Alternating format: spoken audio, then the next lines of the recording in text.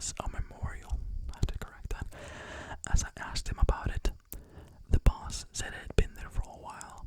The ship used to be a Swedish flagged, and they had a death aboard. Back in the day, before it became a US flagged. I sort of went quiet and then told him what I saw a few days ago, and he just goes, "Oh yeah," which we catch glimpses of him of him roaming in the cargo deck sometimes too. I didn't have anything else happen that trip, and we even got shaft generators fixed in the next part, but still was sort of wild having that happen in the last place I'd ever expect. So yeah, that was that. I'm sorry, this person writes, it's so difficult, like some things I have to correct because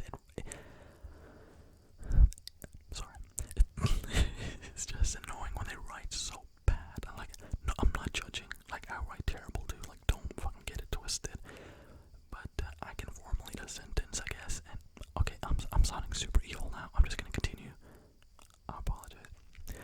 The next story is called "My Grandmother Opened a Portal to Hell and Cursed All the Women in My Family." It sounds like a great grandmother. Would love to meet her one day. Alright, here we go. This story makes me so nervous talking about it. I feel like I'm exposing darkness every time I speak about it. My grandmother invited possibly the devil himself into her home and brought a curse onto all of the females in our family after her. I have always wondered if this is the reason for all the misfortune in my life, or why every home I've lived in, something has followed. Let me start from the beginning of the story. All of what I am about to tell you are accounts of my mother and the daughters of my great-grandmother, which are my grandmother, my mom's mom, and her sister, my grand-auntie. For as long as my grandma and aunt could remember, my great-grandma had a crystal ball, a Ouija board, and a pendulum on her den table. She was a witch. She would hold seances, and pregnant woman would come to her to determine the sex of her babies. Over 100 pregnant women would come to her for this service. Out of those 100, she was never wrong. They all have what she said they would. She charged like $2 for this. Sounds like a good fucking deal. This is fucking true. The year is 1967. My grandmother was 14 and my great-auntie was 13. They were wild girls who liked to go out with the boys, skip school, and come home late after partying. Throughout the years, my great-aunt, who was the main target of my great-grandmother's mischief, experienced several strange phenomena linked to my great-grandmother, from a white veil coming down from the sky and almost suffocating her after great-grandma found out she had lost her virginity. Weird fucking people. To a black coughing appearing on my great-grandmother's porch, where my great-grandmother got mad at my aunt for not answering the phone for her. That's fucking gossip. There's so many other strange things, but those were very odd and unexplainable. However, none of these small accounts would compare to the night when my great-grandmother went from doing a little magic to full-on inviting the devil himself into her home. So the grandma so far sounds like a lovely, lovely old lady. One summer in 1967, my grandmother and great-aunt came home at like 2 a.m., drunk and loudly giggling and stumbling into the home. When coming in, my great-grandmother was sitting in her den waiting for them. She was furious, but they laughed and told her to just go back to bed and get over it. Outraged and feeling like she had no other way of controlling her daughters, she fell to her knees and began praying out loud to the devil himself for them to teach the daughters a lesson. They didn't take her seriously, mocking her as they stumbled to the bedroom they shared and began changing into their night dresses and getting into their side of the beds, quickly falling asleep. 3 a.m. approached. About an hour went by. My great-aunt began hearing my great-grandmother's brother who lived with them coming down the hall, which was odd because his bedroom was in the other side of the house and there was no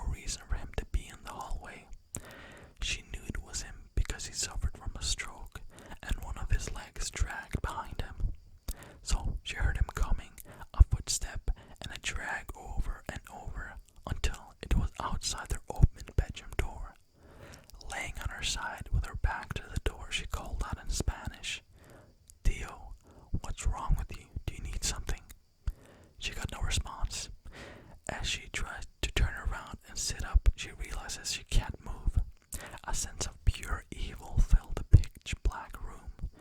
Panicking, now she suffers for over 30 minutes, paralyzed as she feels like someone is standing right behind her, fully knowing it wasn't her Tio. It was something very malicious. She began to feel her cover slowly pull off her body, and her nightgown began to be pulled up, stopping at her shoulders. A quick slap to her back, and an immense burning pain. She jolted to life and is able to move again, bursting into tears as she jumps out of the bed. My great aunt, now in hysterics, starts trying to wake up my sleeping grandma next to her. She awakes and instantly starts freaking out, and uncontrollably starts crying as well. The whole time this was happening to my great aunt, my grandmother was having a dream that she died and went to hell. In her dream, which was only about an hour, she spent years in hell suffering. They held each other tightly, but my great aunt's back was hurting her so bad. After telling her sister of the experience, she shows her back to my grandma, and on her back was a burn-like lesion in the shape of a goat hoof, with 3 distinct finger-like marks, as if they couldn't be more traumatized by the experiences they both had. That mark was all over, was the validation that they needed that this was real. Calming down now, my great-grandmother all of a sudden is at their bedroom door, startling them with a loud, menacing laugh. She then spoke the craziest things. She said, "Oh, poor girls, did something scare you?" After that day, the house never felt the same. Even if you had all the windows open and all the lights on, it felt dark. Doors would slam, logs would flick back and forth, kitchen drawers would open, and silverware would fly out. Even late at night, the piano would play by itself. The house began to feel rot. It began to rot and fall apart. It stayed in the family until recently, when my great aunt, who inherited the house after my great grandmother passed away, fixed it up and sold it to someone unknowing of all of what happened. My great aunt didn't want the house, much less to live in, knowing there was something there. I mean, how can she forget when she got a hoof-shaped scar on her back to this very day from living in that very house? You see, it should have ended with my great-grandmother and aunt, but she prayed to whatever it was that answered her. She asked for it to teach her daughters a lesson. That means every daughter in our family after her is included. We have all had terrible relationships with our mothers, and unexplainable things happen to us, from bad luck to paranormal activity. So if you ever move into the center of New Mexico, be careful, because you might be moving into a home with over 40 years old curse and a portal. So this grandma sounds lovely. I don't see any issues. I would love to meet this grandma. Maybe have like a cup of tea and some cakes. No fucking problems.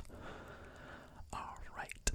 And the next story, Jesus Christ, that's actually a fucking scary story. The next story is called Did I Create a Monster? And this is a Let's Not Meet story, since this is when we're starting doing the Let's Not Meet stories. About 15 years ago, when I was about 22 years old, my best girl and I went out to bars 3 and 4 nights a week and generally met some very interesting people and made a lot of new friends. There were a few bars that we hit up in more than others, and one in particular where we knew the bartender and manager pretty well. We went the week of Halloween, and each night their staff would dress up in a different costume. This is where we came across Ron. He was bouncing at this bar and didn't even catch my eye in the slightest as I gave him my ID to get in. Until a few years ago, I've never looked at anyone in the face. I have to force myself to do it. My girl and I hung out, drank and danced, met some people, then headed up to the bar to chat with our friend. He asked what I thought about Ron. I had no idea who he meant, and he gestured to the bouncer, which was like, meh. He was older looking, very muscular, turned out to be a major gym rat. I was 22, dressed like a black and skulls and platforms. outside, but bartender friend vouched for him, said he was a really cool guy. He asked if I could give Ron my number, and I figured it would be okay. I hear from him the next day, and he wants to hang. At the time, I lived with my uncle and aunt, pastor, and his wife.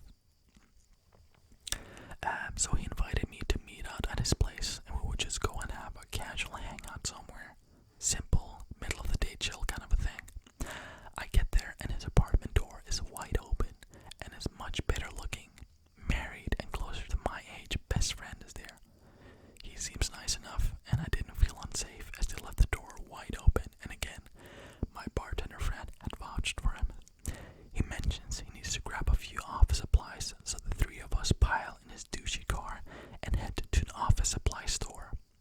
We go in, and as we walk in, a pretty girl walks by, and he does that head thing and completely stares at her, like the obvious follower with his head thing. At this point, we aren't together, but I found it to be a bit rude. So later in the car, I mention it. I tell him, "Hey, look, I know we're just hanging out, but don't disrespect me like that. Everyone looks, but be less obvious and don't make me look like an ass in public."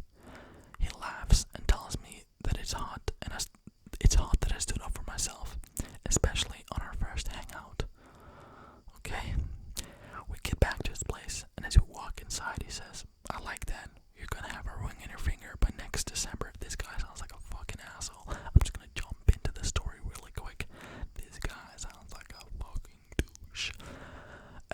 Imagine who talks like, "Yeah, you're gonna have a ring in your finger, B." Like, that's like, come on, that's cringe. Remember, we met Halloween week. So anyway, his friend leaves. We get takeout and hang and drink and just talk. Turns out that he's from the same tiny town that my parents are from, which is like 6 hours south of us. He is a Desert Storm veteran, which made him more than 20 years older than me, and was back in school to finish his degree. Worked full time during the week and bounced at night on weekends. Seemed decent. He asks about my tattoos. I have a lot, and we talked about my love for horror and fascination with true crime and serial killers. That's relatable. He seems interested, but says he doesn't know much about them. So tell him I'll lend him my encyclopedia of serial killers, so it could be more like a crash course for him. Maybe a week or so later, we hang out again, and I bring him the book. We hang multiple times. I even sleep there a few times. One day, we're hanging out and drinking heavily. He says something to me that felt very much like it was getting way too comfortable, too fast. Telling me to do something. Sorry. I told him not to speak to me that way and turned to walk away when my head jerked back. He had grabbed my hair at the base of my neck. I grabbed his hand and he tried to laugh it off and apologize. Said he didn't mean to be that rough and tried to act like it was some sort of foreplay. But I cut that off real quick. I wanted to leave, but I was already very drunk. So I just sat there, and he said he was going to do some work. I thought I would just let the buzz wear off, head home again, and never talk to this guy again. While I'm sitting there, he's working, when he suddenly decides to tell me in this graphic detail about his favorite serial killer in the book so far and why. I think the way he's talking about it seems like off, but again, I'm just waiting off my buzz. He starts working on a sociology assignment that is studying urban legends and such. He plays videos with horrible, creepy content, and it's creeping me the fuck out. All of us censor myself sometimes, but sometimes not.